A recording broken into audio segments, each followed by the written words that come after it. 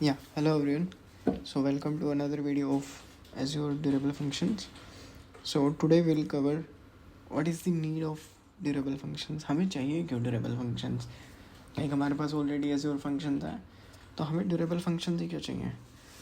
तो सबसे पहली चीज़ तो the first thing you always need to keep in your mind that हमें क्यों चाहिए, ये बेसिकली एड्रेस करते हैं आपकी लिमिटेशन जो थी Azure functions की. तो अगर मैं इन शॉर्ट लिख दूँ तो ये क्या करते हैं, address the limitations of, short form लिख रहा हूँ एज़्योर फंक्शंस, समझ जाना है इतना, ठीक है. तो ये कुछ नहीं, लिमिट एड्रेस करते हैं लिमिटेशंस. अब उसकी लिमिटेशंस क्या थी, तो few of them I would like to highlight here. जैसे कि स्टेटलेस, ठीक है, वहाँ पे आपकी कोई भी स्टेट मैनेज नहीं होती है. अगर आपको मान लो 2 फंक्शंस हैं, 3 फंक्शन हैं, कुछ इन्वोकेशंस चल रहा है फंक्शन का, अगर आपको उनके बीच में डेटा को रिटेन करना है, कुछ स्टेट मैनेज करनी है, तो एज़्योर फंक्शंस में आप ये नहीं कर सकते. उसके लिए आपको मैन्युअली कुछ हैंडल करना पड़ेगा सिनेरियो. लाइक आपको कुछ डेटा बेस या queue something you have to use to retain that data और state between the invocation of the functions, ठीक है.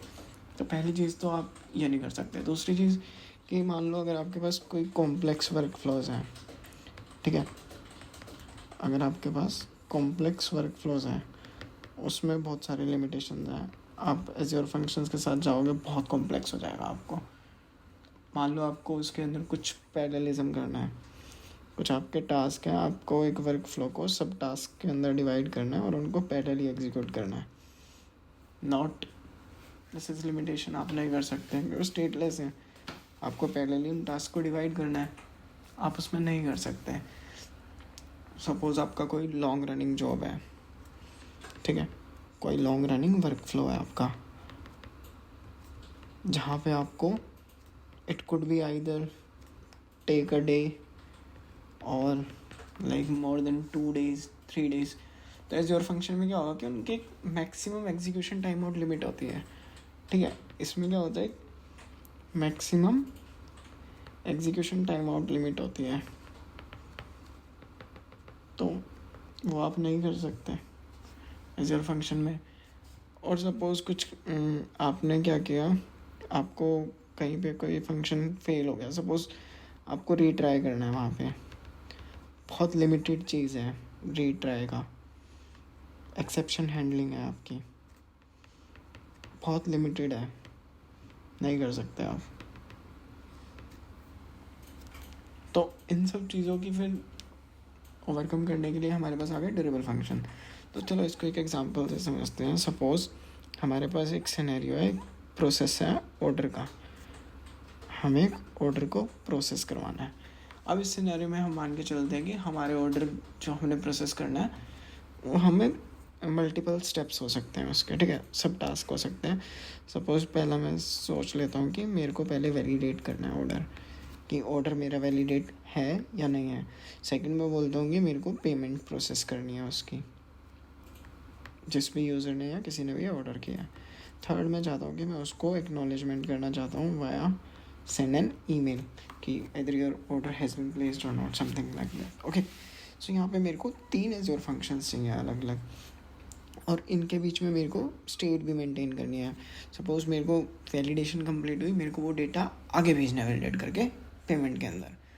पेमेंट में कुछ हुआ, मैंने कुछ ऑर्डर आईडी जनरेट करी या ट्रैकिंग आईडी कुछ भी जनरेट किया, मेरे को फिर आगे एक्नॉलेजमेंट के लिए रखना है. या मेरे को कुछ अपनी इन्वेंट्री भी अपडेट करनी है. यहाँ पे कुछ और भी हो सकता है मिडल वेयर आपका, कि मेरे को सपोज़ यहाँ पे एक इन्वेंट्री अपनी अपडेट करनी है या कुछ भी, बट बेस्ड ऑन दो डाटा. और यहाँ पे मेरे को स्टेट्स मैनेज करनी है. तो ये आप एज़्योर फंक्शन की साइड से नहीं कर सकते, आपको कर ही नहीं पाओगे. आपको एक एक्स्ट्रा स्टोरेज चाहिए होगा मेंटेन करने के लिए, क्योंकि कोई स्टेट मैनेजमेंट नहीं होता है, ये सारे स्टेटलेस हैं आपके, क्योंकि ये सारे एज़्योर फंक्शन हैं हमारे, ठीक है. These all are stateless. अब सपोज़ मेरा पेमेंट मेथड ब्रेक हो गया, सेकंड वाला था मेरा पेमेंट मेथड, ये मेरा इन बिटवीन कहीं पे फेल्स या ब्रेक लिख देते हैं, ये मेरा ब्रेक हो गया इन बिटवीन कहीं, ठीक है. अब ये मेरा ब्रेक हो गया, तो आपको क्या करना पड़ेगा, आपको यहाँ पे मैन्युअली हैंडल करना पड़ेगा इसका सिनेरियो कि अगर ये ब्रेक होता है तो उसको तुम रीट्राइज करो उसके ऊपर, ठीक है। और रीट्राइज किस में देख लेना, ठीक है। और मैं चाहता हूँ कुछ कि मेरा एरर आ जाए, उसको आपको हैंडल करना है। और इन सब चीज़ों को आपको मैन्युअली हैंडल करना है। अगर आपकी स्मॉल एप्लीकेशन है, कॉम्प्लेक्स वर्कफ्लोज नहीं है, कॉम्प्लेक्स नहीं है वर्कफ्लोज, तो आप जा सकते हो, not a big deal. But when you have complex workflows, then how you will write the code for the retries, how you will handle those scenarios for exceptions and errors. In that case it would be very complex for you. आपके कोई long running work flows चल रहे हैं, you can not, तो उन चीज़ों के लिए फिर हमारे आ जाते हैं ड्यूरेबल फंक्शंस, जो क्या करते हैं इसी चीज़ को एक ऑर्केस्ट्रेटर के थ्रू रन कर देते हैं। अब यहाँ पे ये सारी रिस्पॉन्सिबिलिटी आ जाती है हमारे ऑर्केस्ट्रेटर पे। अब ऑर्केस्ट्रेटर क्या होता है, ये ड्यूरेबल फंक्शन, इसमें आप मान लो कि आपका एक ऑर्केस्ट्रेटर होता है, यही आपका ब्रेन है ड्यूरेबल फंक्शन का, और यही रिस्पॉन्सिबिलिटी लेता है हर चीज़ की। ये बेसिकली क्या करता है, ये स्केड्यूल कर लेता है, स्टेट मैनेज भी करता है, ये स्केड्यूल करता है आपके एक्टिविटी फंक्शंस को।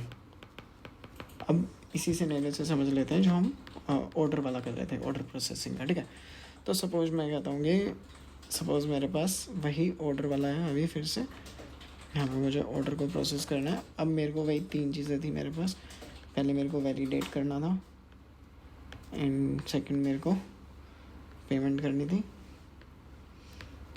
और थर्ड था कि मेरे को एक्नॉलेजमेंट करना है उस चीज़ को, ठीक है। तो अब यहाँ पे मैं क्या करूँगा, मैं एक ऑर्केस्ट्रेटर बना दूँगा जो क्या करेगा, स्केड्यूल कर देगा इन फंक्शंस को एक सीक्वेंस में, कि लाइक सबसे पहले मेरा वैलिडेशन चले, उसका कुछ आउटपुट है वो मैं फिर एज ए पास कर दूँगा मेरे पेमेंट मेथड को, ठीक है। और उसके बाद स्केड्यूल कर देंगे एक सीक्वेंस में एक्नॉलेजमेंट को, फिर ये कंप्लीट हो जाए, उसके बाद ये चल जाए मेरा। तो इन सब चीज़ों का मैं यहाँ ऑर्केस्ट्रेटर के अंदर स्केड्यूल कर दूँगा ये तीनों फंक्शंस मेरे। तो ऑर्केस्ट्रेटर टेक केयर करेगा कि ये तीनों मेरे परफॉर्म हो रहे हैं। अगर कोई भी बीच में ब्रेक होता है तो वो अपने आप से उन पे रीट्राई लॉजिक लगाता है, और हम कस्टम भी लगा सकते हैं। इट्स नॉट मैंडेटरी कि वो जो है यू कैन कस्टमाइज, ठीक है। और ये सारी चीज़ें बिकॉज ये स्टेटफुल फंक्शन हैं हमारे, जो ऑर्केस्ट्रेटर होता है ये हमारा स्टेटफुल होता है, ये स्टेट को मैनेज कर सकता है। These are not stateless, these are stateful, ये स्टेट को मैनेज कर सकता है। तो मैं आपको इसको एक अच्छे डायग्राम से भी दिखा देता हूँ। लाइक पहले ये वाला देख लेते हैं कि मार्कअप में चले जाते हैं फटाफट से, इसी एग्जांपल को उससे समझ लेते हैं। तो अभी मैं जो आपको हम किसको डिस्कस कर रहे थे यहाँ पे बना लेते हैं ऑर्डर को, ठीक है। अब मेरे को ऑर्डर को प्रोसेस करना था, मेरे पास 3 चीज़ें थी। पहला मेरा वैलिडेशन था, यहीं पे लगा लेते हैं, इसको हम वैलिडेशन दे देते हैं, ठीक है। कि अगर मेरा वैलिडेशन पास हो जाता है फिर हम फंक्शन 2 पे चले जाएंगे, जो कि हमारा हो जाएगा पेमेंट का। एंड थर्ड मेरा हो जाएगा कि मेरे को एक्नॉलेज कराना है एक यूज़र को। अब यहाँ पे देखो क्या है कि अगर हम एज़्योर फंक्शंस के थ्रू जाते हैं कि मेरा वैलिडेशन हुआ, मुझे यहाँ पे स्टोर करना पड़ेगा कि मेरा वैलिडेशन का क्या रिस्पॉन्स आया। उसके बाद यहाँ से मैं उसको रीड करूँगा, फिर पेमेंट के अंदर मैं अगर वो मेरा सही है, उसकी मुझे रिस्पॉन्स मिला, तो मैं उसके बिहाफ पे पेमेंट को प्रोसेस करूँगा। पेमेंट प्रोसेस करके मैं यहाँ पे एक स्टेट मैनेज करूँगा उसकी कि मेरी पेमेंट प्रोसेस हो चुकी है, और उसके बाद मैं फंक्शन जो मेरा नेक्स्ट एक्नॉलेजमेंट है उसको इन्वॉक करूँगा। तो देख रहे हो आपको ये क्यू, ये वाला क्यू आपको स्टेट मैनेज करने के लिए एक्सटर्नल यूज़ करना पड़ रहा है। आपको स्टेट मैनेज करनी पड़ रही है मल्टीपल फंक्शन इन्वोकेशंस के बीच में, जो कि एज़्योर फंक्शंस में नहीं होती बाय डिफ़ॉल्ट। अब दूसरी चीज़, अब यही सिनेरियो हम देख लेते हैं, उससे हमारा किससे ड्यूरेबल फंक्शन से। अब सेम सिनेरियो हम यहाँ पे लेके चलते हैं कि मेरे पास यहाँ पे मेरे को वही ऑर्डर को प्रोसेस करना है, ठीक है। तो ये मैं मान देता हूँ कि मेरे को ऑर्डर को प्रोसेस कराना है अपने, ठीक है। और ये हमारा ऑर्केस्ट्रेटर फंक्शन ब्रेन, सोल हो गया, ठीक है। अब ये क्या कर रहा है, ये स्केड्यूल कर रहा है, इसने स्केड्यूल कर दिए यहाँ पे सारे फंक्शन। इसने सबसे पहले कर दिया मेरा वैलिडेशन को, और सेकंड इसने मेरा कर दिया पेमेंट वाले फंक्शन को, और ये सारे हमारे एक्टिविटी फंक्शन हैं। और थर्ड इसने मेरा एक्नॉलेजमेंट वाले फंक्शन को स्केड्यूल कर दिया। अब क्या होगा, ये अपना जो टास्क होगा वगैरह। अब एक्टिविटी फंक्शंस बेसिकली हैं क्या, मैं एक बार बता दूं। एक्टिविटी फंक्शंस आपके फंक्शंस हैं जो आपका वर्क फ्लो आप ऑर्केस्ट्रेटर में डिफाइन करते हो ना, जो आप वर्क फ्लो यहाँ पे डिफाइन, वर्क फ्लो जो वर्क फ्लो आप ऑर्केस्ट्रेटर में डिफाइन करते हो, उसका जो वर्क होगा, जो टास्क होगा, आस्क होगी उसकी, वही एक्टिविटी फंक्शंस परफॉर्म करते हैं। अगर मैं इन शॉर्ट बोलूँ तो परफॉर्म द वर्क, और we can say the task. जो भी आपको वर्क फ्लो के अंदर जो वर्क होगा वो ये एक्टिविटी फंक्शंस परफॉर्म करेंगे। अब दूसरी चीज़ क्या आ जाती है कि मैं बता रहा था कि ये आपके हो गए एक्टिविटी फंक्शंस, ठीक है। अब आता है कि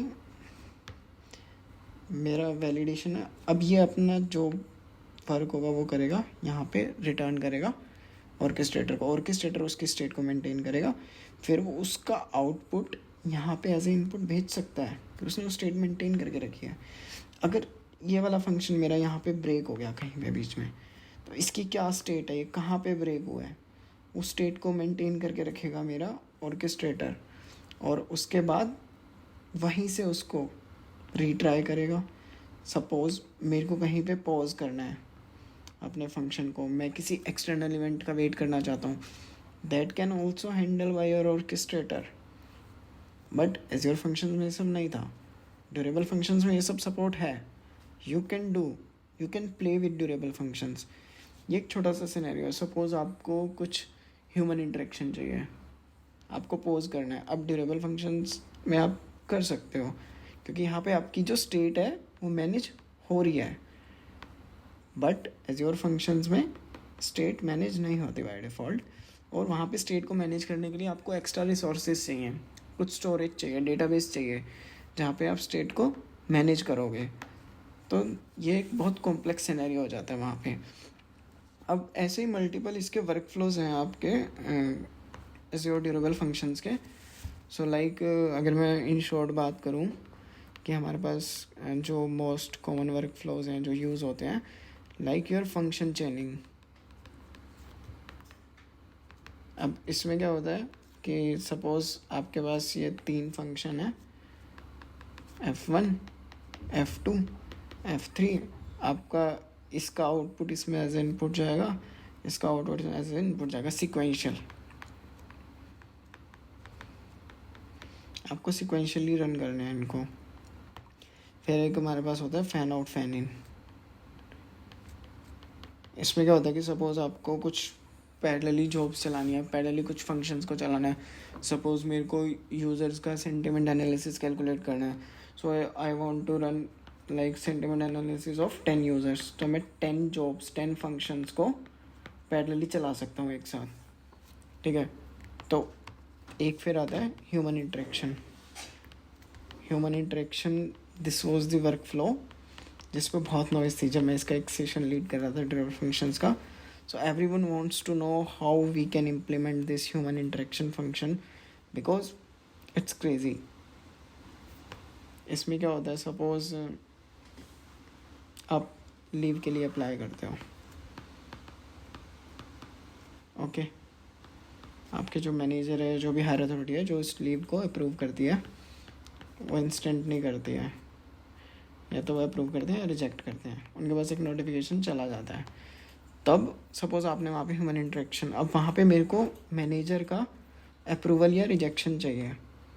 जब तक वो मैनेजर अप्रूव, वो मेरा प्रोसेस कंप्लीट होगा ही नहीं। तो वहाँ पे आप इस ड्यूरेबल फंक्शन को इम्प्लीमेंट कर सकते हो कि लाइक मैंने लीव के लिए अप्लाई करी, मेरा एक एक्टिविटी फंक्शन जॉब चला, और उसके बाद मैंने उसको पॉज कर दिया, मेरा फंक्शन पॉज हो गया। अब वहाँ पे मुझे कुछ भी कंप्यूटर रिसोर्स नहीं देने हैं, मेरा कुछ भी कंज्यूम नहीं हो रहा है, मेरा फंक्शन पॉज है। जब वो इवेंट अकर होगा, लाइक मेरा जो मैनेजर है वो मेरी लीव को अप्रूव करेगा, रिजेक्ट करेगा, तब मैं वहीं से इसको कंटिन्यू कर सकता हूँ। सोचो इसकी स्टेट वहीं पे मेंटेन हो गई, आपको एक्सटर्नली नहीं मैनेज करनी पड़ी, ये चीज़ वहीं पे मेंटेन हो गई। ऐसे ही बहुत सारे वर्क फ्लोज होते हैं आपके, ड्यूरेबल एंटिटीज़ करके भी होता है एक, ठीक है। और फिर और नेक्स्ट आपका टाइमर करके भी होता है, मॉनिटर करके भी होता है, बहुत सारे वर्क फ्लोज हैं। और जो मेजरली है वो आपके ये ज़्यादा यूज़ होते हैं, human interaction, fan out, fan in और फंक्शन चेनिंग। तो इन पे मैं काम भी कर रहा था अपने कंपनी में, तो वहाँ पे आ सकते हैं। बट इनके ऊपर हम डेडिकेटेड वीडियो बनाएंगे, और इन सब का जो कोड है, इनके रियल लाइफ एग्जांपल्स हैं, सिनेरियोज हैं, वो सब कोड के साथ कवर करेंगे, इनको कैसे यूज़ करते हैं। So that's all for this video. I hope कि आपको समझ आया हो कि बेसिक हमें क्या नीड थी इसकी। और एक और चीज़ जो हम यहाँ पे कर रहे थे कि हम ऑर्केस्ट्रेटर वर्क फ्लो बना सकते हैं ड्यूरेबल फंक्शन, सेम चीज़ तो हम लॉजिक ऐप से भी कर सकते हैं ना, क्योंकि लॉजिक ऐप्स, अच्छा हाँ, अब मैं आपको बताऊँ कि लॉजिक ऐप्स, अब ये नया टर्म क्या आ गया यहाँ पे, ठीक है। अब लॉजिक ऐप्स क्या है आपके, इन जनरल बता देता हूँ, ड्रैग एंड ड्रॉप, ठीक है। आपको वर्क फ्लो डिज़ाइन करना है, बट आपको कोड नहीं करना है, ठीक है। कि मेरा पहले HTTP कॉल हो जाए, फिर ये हो जाए, एक ट्रिगर हो जाए, ये हो जाए, तो आप उसके लिए वर्क फ्लो डिज़ाइन कर सकते हो ड्रैग एंड ड्रॉप करके। वो आपका बस लॉजिक ऐप यूज़ कर लेगा, मतलब लॉजिक ऐप आपका एक पास है, प्लेटफॉर्म एज ए सर्विस है, ऑटोमेट करने के लिए चीज़ों को ऑर्केस्ट्रेट, बट आपको यहाँ पे कोड नहीं करना, आप ड्रैग एंड ड्रॉप कर सकते हो। बट जब हम सेम चीज़ यहाँ से कर सकते हैं तो हमें ड्यूरेबल बट इसकी जो सबसे बड़ी लिमिटेशन थी, कंट्रोल, कस्टम कोड नहीं लिख सकते आप इसमें, कस्टम कोड का सपोर्ट नहीं है यहाँ पे, बहुत कम, बहुत मिनिमल, मिनिमल, बहुत लो लेवल। बट आप कस्टम कोड कर ही नहीं सकते, कंट्रोल, एप्लीकेशन के कंट्रोल नहीं होगा आपके पास, एप्लीकेशन का कंट्रोल नहीं है यहाँ पे। बट यही अगर ड्यूरेबल फंक्शन होता है, आप पूरा कस्टम कोड लिख सकते हो, आपके पास पूरा कंट्रोल है वर्क फ्लो का, फुल कंट्रोल आपके पास होगा। तो इसीलिए ड्यूरेबल फंक्शंस एग्जिस्ट करते हैं और वो आए हैं यूज़ केस में। So that's all for this video. अगर आपको एज़्योर फंक्शंस के ऊपर डेडिकेटेड वीडियो चाहिए या लॉजिक ऐप्स के ऊपर चाहिए और छोटे छोटे एग्जांपल्स चाहिए, so just comment it down, we'll plan to make videos on that as well. So that's all for this video. I hope समझ आया होगा। अगर आपको वीडियो अच्छी लगे तो वीडियो को लाइक करना और नए हो तो चैनल को सब्सक्राइब करना।